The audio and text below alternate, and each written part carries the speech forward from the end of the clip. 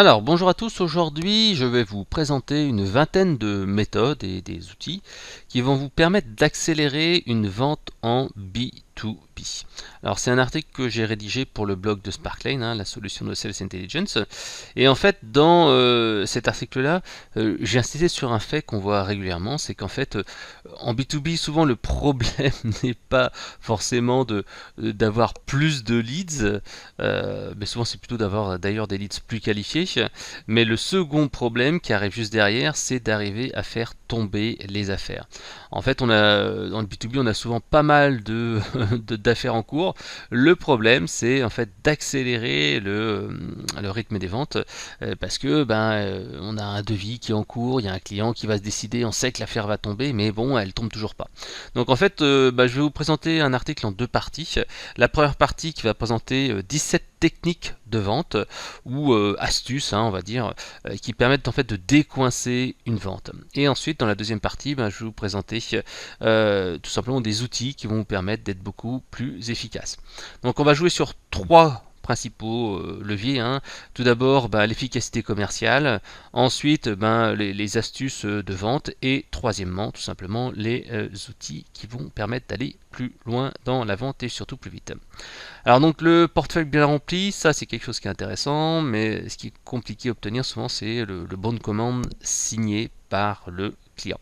Alors l'outil de base vraiment c'est de se dire ok, à chaque étape du cycle de vente, comment je peux faire avancer le dossier. Alors ça c'est un réflexe qu'on doit avoir véritablement à chaque fois qu'on est avec un client, c'est de dire ok, bon alors quelle est l'étape suivante, comment est-ce qu'on fait, comment on avance, alors on se revoit quand, quelle une réunion, quel est le plan d'action, qu'est-ce qu'on peut vous donner pour que ça avance, enfin bref, ce genre de questions là doit être systématiquement posé à la fin des réunions avec le client, parce qu'autrement si vous ne dites rien, vous dites ok alors quand est-ce qu'on se renvoie, je vous laisse réfléchir et on se rappelle la semaine prochaine. Non, il faut dire ok d'accord, bon, est-ce qu'on a répondu à vos attentes, ok d'accord, bon alors maintenant comment on peut avancer, est-ce que vous pouvez prendre la décision maintenant, est-ce que vous avez besoin que je fasse une présentation à votre directeur, est-ce que vous voulez qu'on se voit, est-ce qu'il y a une autre personne que je dois voir, etc. etc. Et là c'est un petit peu orienter la vente et pas se laisser porter au gré du vent. Alors souvent en fait il y a un truc qui marche bien aussi et j'utilise encore pas plus tard que hier. Je vous donne un exemple, en fait, c'était une présentation qu'on a faite à un grand groupe, vraiment très très grand groupe français, on va dire des 20 premiers groupes français. Et donc, je lui fais une présentation, on lui fait une présentation. Et qu'est-ce qui se passe? Voilà, le client est assez intéressé. Puis après, on arrive à la proposition commerciale, on arrive sur la proposition commerciale. Et là, le client répond par mail, oui, ça nous intéresse, mais on pense avoir un prix plus intéressant, bla bla bla bla. Le truc un petit peu habituel.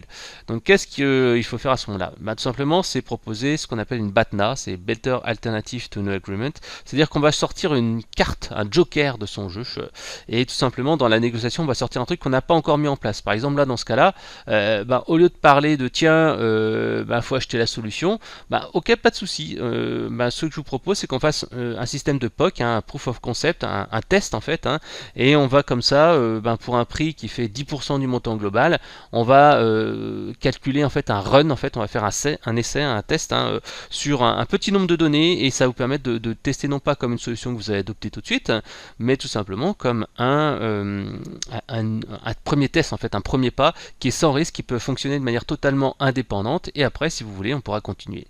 Donc là c'est des trucs un petit peu joker qu'on doit sortir quand il y a une affaire un petit peu coincée, qu'on ne sait pas quoi faire, et on change complètement et on propose autre chose qui n'a rien à voir, on essaie d'apporter quelque chose de nouveau, un nouvel angle, ça peut être une solution de financement, le mec vous dit c'est trop cher, et ok pas de souci, je vous ai trouvé un financeur, regardez, au lieu de payer vos 20 000 euros d'entrée, et voilà, j'ai un financier qui va vous permettre de financer 500 euros par mois, et bien sûr, ce financement vous coûtera que X euros, etc. etc. Voilà, ça c'est des trucs assez simples.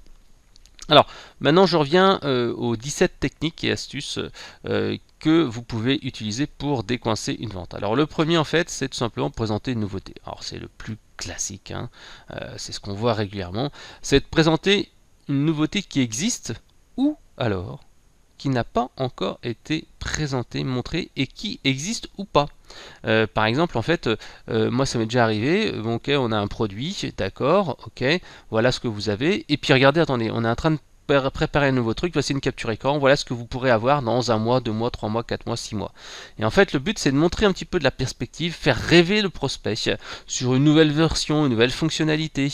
Même, ça m'est déjà arrivé de vendre une ancienne version et dire, ok, mais de toute façon, vous ferez un upgrade vers la nouvelle et vous l'aurez dans quelques mois. En plus, vous aurez le temps de vous faire un petit peu la main sur ce produit-là et après, vous aurez l'autre, etc., etc. Donc ça marche pas mal. Présenter une nouveauté qui existe ou qui n'existe pas pour donner de la perspective. Alors, un petit conseil quand même, faites attention, le but non plus c'est pas d'aller montrer un truc que le client n'a pas besoin, parce que ça c'est un petit peu le défaut qu'ont certains vendeurs. Ils vont en fait montrer un truc qui est pas encore dispo, qui va faire réfléchir le client ou qui est quelque chose qui est accessoire. Et il faut toujours faire en sorte que ce produit un petit peu secondaire soit valable pour l'ensemble des clients. C'est-à-dire que c'est pas juste un produit pour un client ou pour qui va intéresser 20% des clients. Il faut que cette fonctionnalité que vous allez sortir là, cette nouvelle version, cette nouvelle fonctionnalité, soit adaptée pour au moins 80% des clients. Donc si vous présentez comme ça une fonction qui fait 80% qui répond aux besoins de 80% des clients, et en particulier celui-là, là vous allez réussir, c'est important. Ne sortez pas un truc que personne n'utilise, donc il vous dira mais non, mais moi ça m'intéresse pas. Voilà, faites vraiment attention à ça, parce que ça peut être le piège de cette technique-là.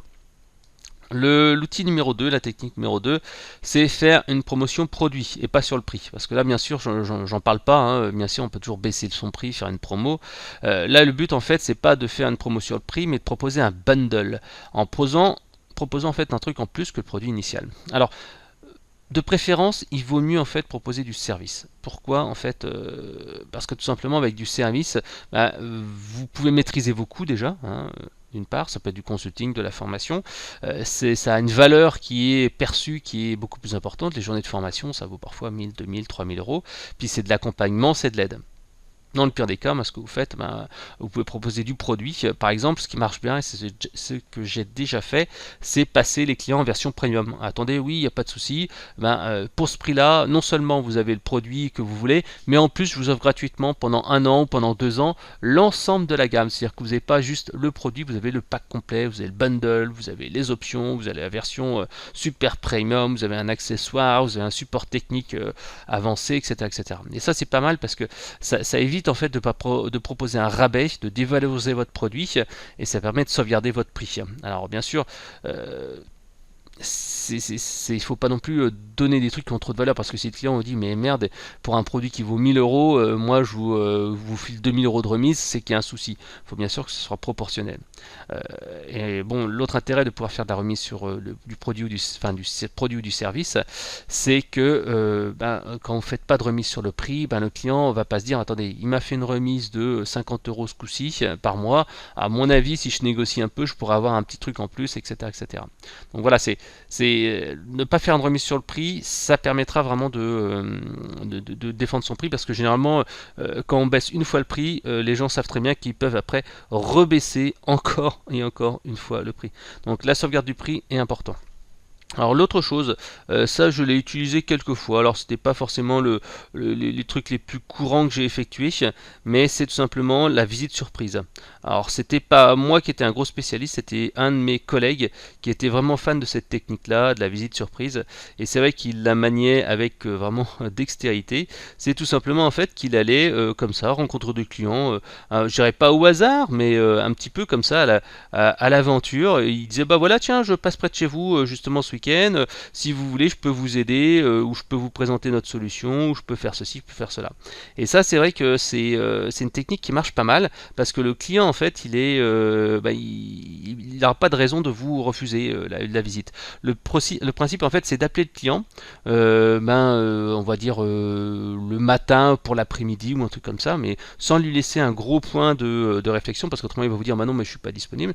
Donc tout simplement vous lui dites voilà, je suis chez votre client, ou je suis dans la ville de Bidule, ou je passe près de chez vous, est-ce que ça vous dirait qu'on se voit, je peux vous proposer de prendre un café, ou je peux vous inviter à déjeuner, ou quelque chose comme ça. Le but en fait c'est d'inviter la personne vraiment à se voir en one-to-one et discuter un petit peu en off.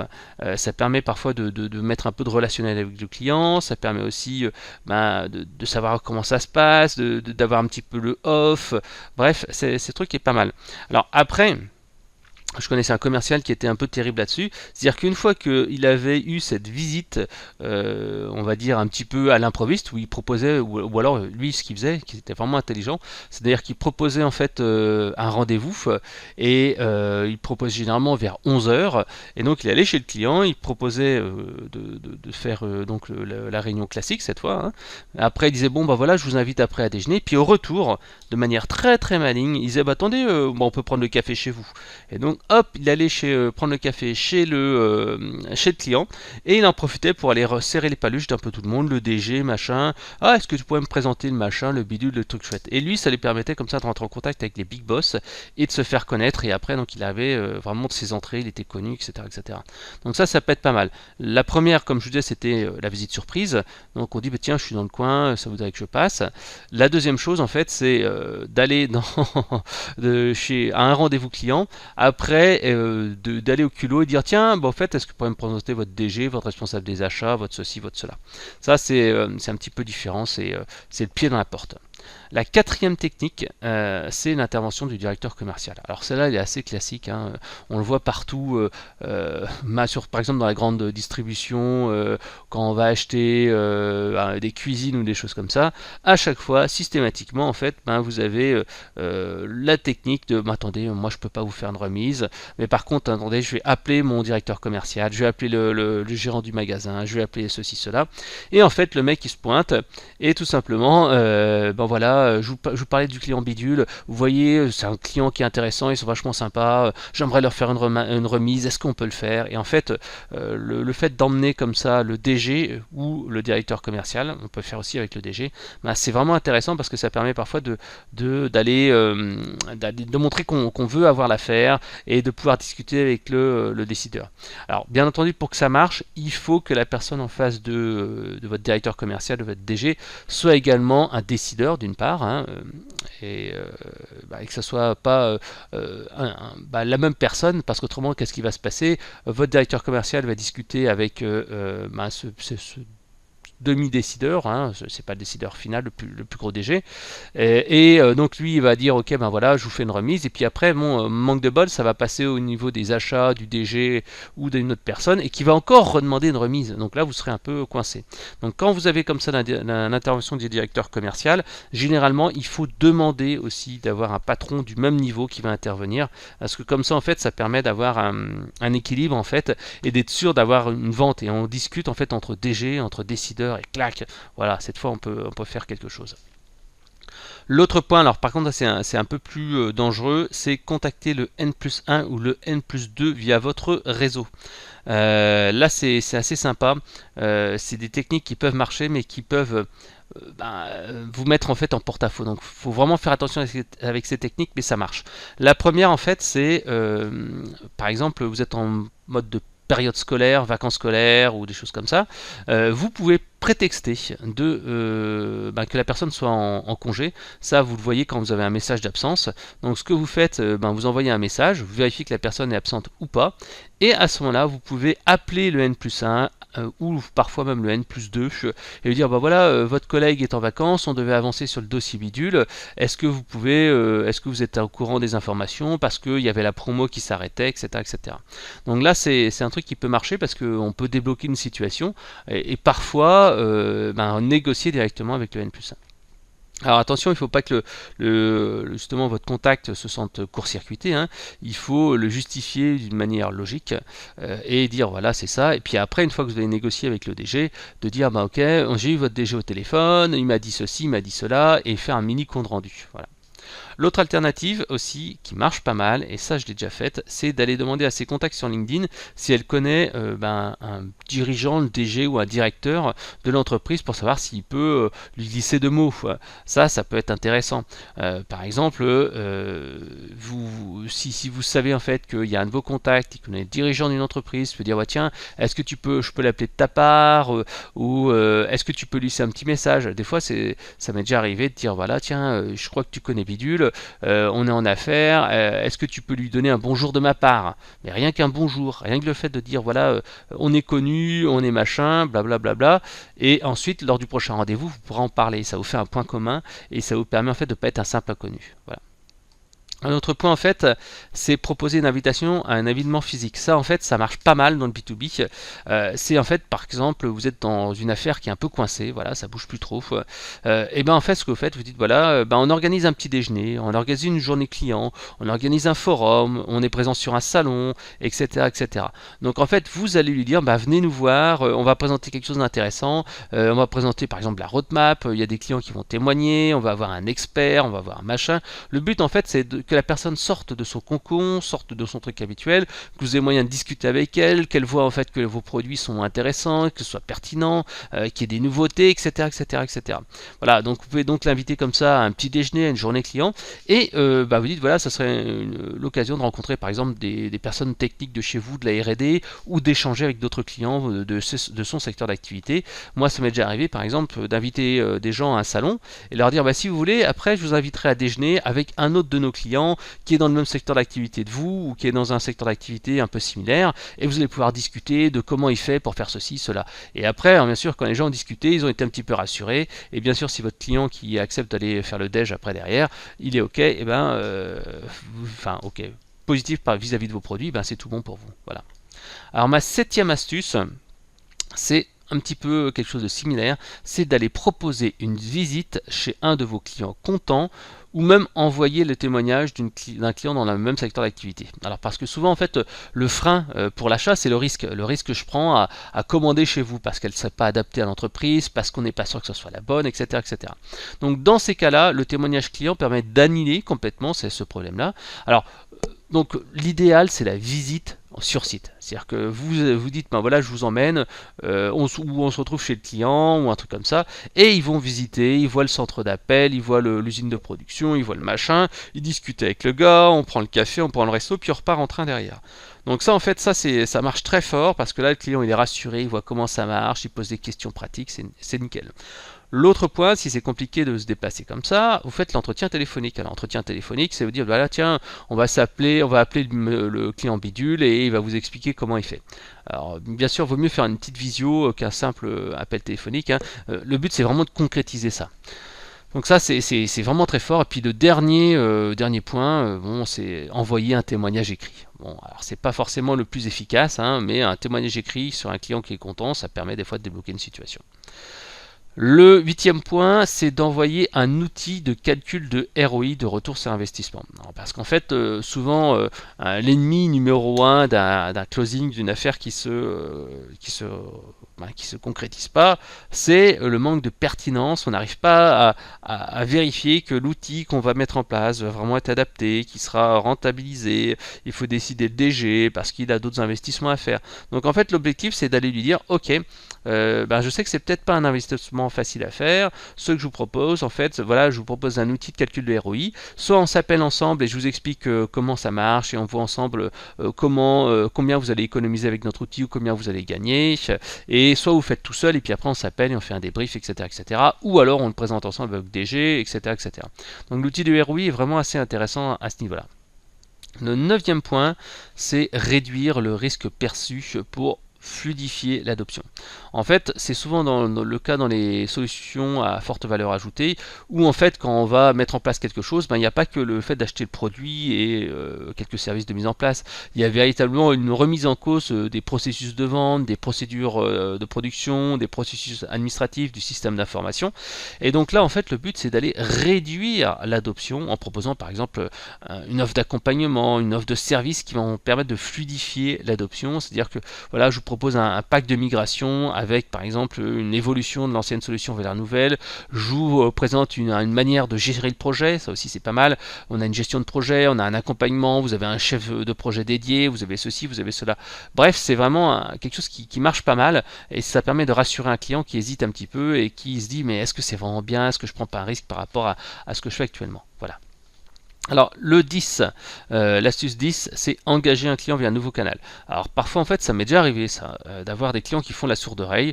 Vous envoyez des messages téléphoniques, vous envoyez des emails et là c'est Waterloo Monopen. Dans ces cas-là, en fait, il faut utiliser un nouveau canal de communication. Ça m'est déjà arrivé, en fait, tout simplement d'envoyer un SMS, dire voilà, est-ce que j'ai des problèmes d'email actuellement, je me permets de vous envoyer ces messages-là, ou je suis en vacances la semaine prochaine, n'hésitez pas à me rappeler avant tel truc, ou alors, moi j'ai déjà fait aussi, envoyer une carte de vœux, un courrier, des goodies, en disant tiens voilà, je vous présente la fiche produit de notre nouvelle version, et je vous donne en fait un petit cadeau, un petit goodies, ou quelque chose comme ça. Ça permet un petit peu de revenir, et puis après vous pouvez dire tiens en fait, est-ce que vous avez reçu ma carte, est-ce que vous avez reçu mon colis, et de revenir vers le client, et là il sentira un petit peu obligé de vous répondre par le fait de la réciprocité. Voilà. Un autre truc aussi, ça, je l'ai déjà vu, j'ai déjà fait, enfin pas personnellement, mais je l'ai déjà vu faire, c'est changer le responsable de compte. En fait, ça c'est une réalité. Malheureusement, en fait, il y a des gens qui sont pas faits pour s'entendre, il y a des caractères différents, il y a des humeurs différentes, et donc en fait, c'est un petit peu comme dans une équipe de foot, il faut savoir parfois changer les joueurs, parce que si les résultats sont pas au rendez-vous, et si vous faites toujours la même chose, forcément vous aurez toujours les mêmes résultats, et si les gens sont fâchés, ils resteront toujours fâchés. Alors donc, ce qui est intéressant, c'est de dire ok, on va changer les équipes, on va changer les comptes, on va faire tourner les comptes, et en fait tout simplement, le commerce, il y a un nouveau commercial qui arrive, qui reprend la relation de zéro, qui permet de repacifier des relations, qui n'a pas d'historique, qui n'a pas de relationnel, et là en fait ça permet de remarcher.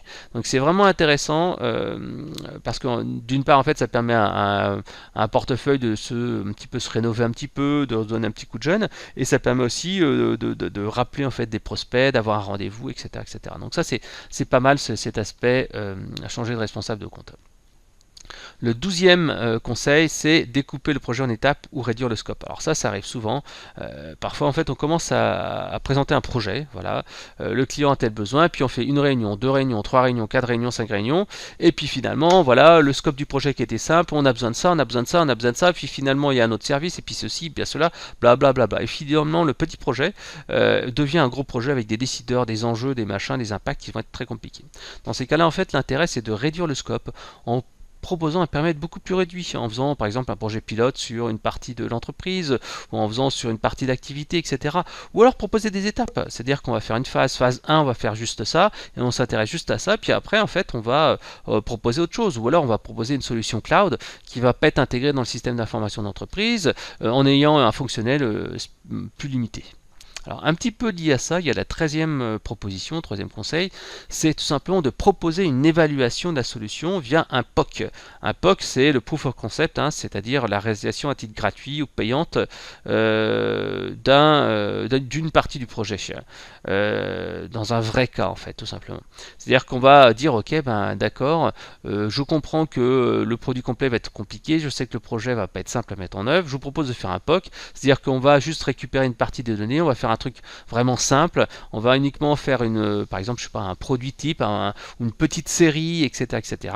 Et ensuite, ça permettra de tester un petit peu l'appétence, de permettre aux équipes internes de se familiariser, et ensuite, on va passer à l'industrialisation du process. Voilà, ça, c'est le POC, où la réduction du périmètre est vraiment intéressant, quoi. Le 4e conseil, c'est repenser aux parties prenantes et à leurs besoins respectifs. Alors parfois, en fait, c'est ce que je disais précédemment, à force de réunions, d'évolution, d'intégration de nouvelles personnes, le périmètre fonctionnel finit par dépasser le besoin initial. Donc dans ce cas-là, tout simplement, le budget peut être important, la décision peut être ralentie, d'où l'intérêt en fait de recadrer le projet sur les fondamentaux. Donc en fait, vous vous dites, ok, voilà, je vais un petit peu me remettre à la place des interlocuteurs. Qui est vraiment le décideur ? Qui va vraiment emporter la décision et quels sont leurs véritables besoins et leurs véritables freins. Par exemple, là, finalement, il y a des gens de la direction financière qui se sont mis, il y a peut-être des gens de l'export, il y a des gens ceci. Comment je vais pouvoir adresser chacun de ces personnes ou utiliser des leviers ou alors écarter certaines personnes? Comment je peux les décrédibiliser en disant attendez, non mais c'est peut-être pas forcément la bonne solution. À l'époque, en fait, il y avait IBM qui avait cette technique-là qui était qu'il y avait une personne un petit peu qui les gênait, qui était dans le processus de vente, mais qui était un petit peu un frein à l'adoption des nouvelles technologies, ben, il y avait un rendez-vous avec le boss, entre deux rendez-vous, il disait, mais est-ce que vous êtes vraiment sûr d'avoir la bonne personne pour le bon job, hein? Parce que là, vous voyez, les enjeux, c'est ça pour l'entreprise, et là, en fait, vous voyez, pour votre projet, on voit bien que la personne n'est pas trop au niveau. Moi, à votre place, je demanderais plutôt soit à quelqu'un, soit en fait à une autre personne de l'entreprise de gérer le projet, blablabla. En fait, c'est une technique qui est beaucoup utilisée dans le domaine des industries un petit peu polluantes, des industries en fait du tabac, des industries des lobbies, etc., etc. Ça cherche en fait à mettre le doute, à décrédibiliser une personne. Et ça, en fait, ça peut se faire après une réunion, en glissant 2 mots en fait à un DG. Alors bien entendu, il faut le faire que si la personne a déjà perdu un peu de crédibilité dans l'entreprise. Il ne faut pas le faire à quelqu'un qui a toute la confiance du chef d'entreprise. Il faut le faire de manière intelligente. Et parfois, vous pouvez dire, excusez-moi, là, juste cette réunion-là, je vois qu'il y a quelques soucis avec Monsieur Bidule. J'ai un peu de doute en fait. Est-ce que vous voudriez pas le mettre avec une autre personne parce que cette personne comprend un petit peu plus, elle a l'air un peu plus au fait et ceci, cela, et pas aller aussi fort que le IBM, que IBM à l'époque qui disait est-ce que vous êtes sûr d'avoir la bonne personne pour le bon job quoi. Mais ça c'est très américain, c'est pas très français, c'est pas facile à faire et il faut le faire de manière vraiment très subtile et il faut éviter de se mettre à la mode bourrin parce que là vous allez vous faire un ennemi dans l'entreprise. Voilà. Le 15e point, c'est revoir la proposition commerciale en simplifiant à la fois au niveau de structure de prix, d'options ou au contraire de la détaillance. C'est deux options qui sont vraiment totalement opposées mais qui sont vraiment intéressantes. Parfois en fait, vous avez une offre commerciale qui peut être un peu floue, qui peut être imprécise, ou alors qui ne valorise pas assez l'offre parce que vous ne mettez pas l'accompagnement, vous ne mettez pas en fait tout ce que ça fait, les besoins, etc. Donc dans ces cas-là, en fait, vous pouvez faire une nouvelle proposition commerciale en disant voilà, je vous ai détaillé tout le processus d'accompagnement, vous ai expliqué aussi comment on faisait ceci, comment on faisait cela, je vous ai rajouté un témoignage, un module, un truc chouette. Donc en fait, on va un petit peu densifier, un petit peu plus valoriser la proposition commerciale, ou au contraire, voilà, on va réduire le scope. C'est-à-dire qu'on va, tout simplement dire, ok, il y a peut-être moins de choses, il y a peut-être moins d'options, on va pas en fait faire un devis à tiroir. Ça, en fait, je l'ai vu souvent. Alors on se retrouve avec une proposition commerciale, avec 15 options, avec ceci, avec cela, et puis on ne sait plus ce qui se passe, on ne sait plus ce qu'il y a dedans. Et à ce moment-là, moi ça m'est arrivé de faire ce qu'on appelle des offres early birds. C'est-à-dire que tout simplement, je dis ok, bon, on oublie tout ce qu'on a vu auparavant. Moi, je vous propose un forfait tout compris. Vous voyez, vous avez pour X milliers d'euros, voilà, pour 10 000 euros, vous avez un nombre illimité de users, vous avez la formation, vous avez ceci, vous avez cela, voilà, et on n'en parle plus, c'est tout complet, il n'y a pas de coût caché, il n'y a pas de machin, et on part là-dessus. Parce que parfois, en fait, moi j'ai déjà vu ça dans le cas de vente d'applications. Les gens disaient non, mais on va faire une méthode agile. Au début, on va faire tel lot, tel lot, tel lot, puis après, on verra pour ceci, cela. Des fois, parfois, on se dit ok, non, je fais un forfait. Ok, mon forfait c'est tant, et vous êtes sûr, vous ne payez pas plus cher. Voilà, ça permet de débloquer une vente, ça marche vraiment très bien. J'ai déjà fait plusieurs fois.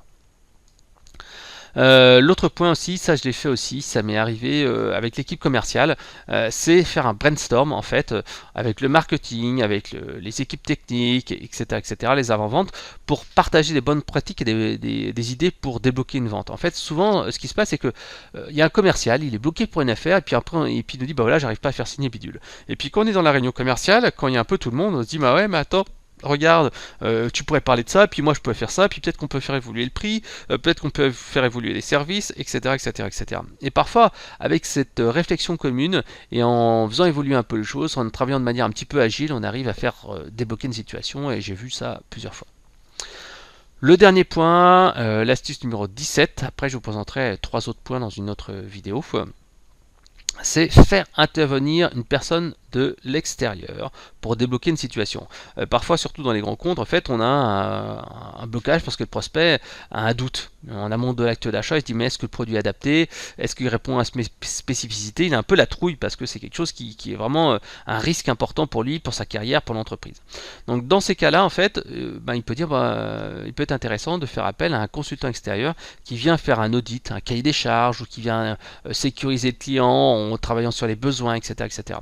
Et Et là en fait c'est vraiment intéressant parce que ça permet comme ça d'avoir une vision un petit peu externe, normalement une vision qui est quasi impartiale et qui permet en fait d'aider le client, l'aider à choisir. Alors bien entendu, vous allez mettre en avant un consultant qui est indépendant mais qui est plutôt favorable à vos produits et qui viendra après aplanir un peu la situation. Voilà, et ça moi je l'ai déjà vécu et je l'ai déjà fait. On travaillait des fois avec des cabinets consultants extérieurs qui étaient multi-produits mais qui étaient plutôt teintés sur nos produits à nous et qui permettaient ainsi de faire un cahier des charges, de répondre, de faire du conseil sur les produits, de la veille, etc. etc. Donc ça marche quand même pas mal et c'est une bonne technique qui permet souvent de débloquer une situation. Donc voilà, je vous ai présenté les 17 conseils, astuces, méthodes, techniques qui permettent de débloquer une vente. Et dans la deuxième partie, je vais vous présenter les outils qui vont permettre aussi d'être plus efficaces. Allez, à bientôt.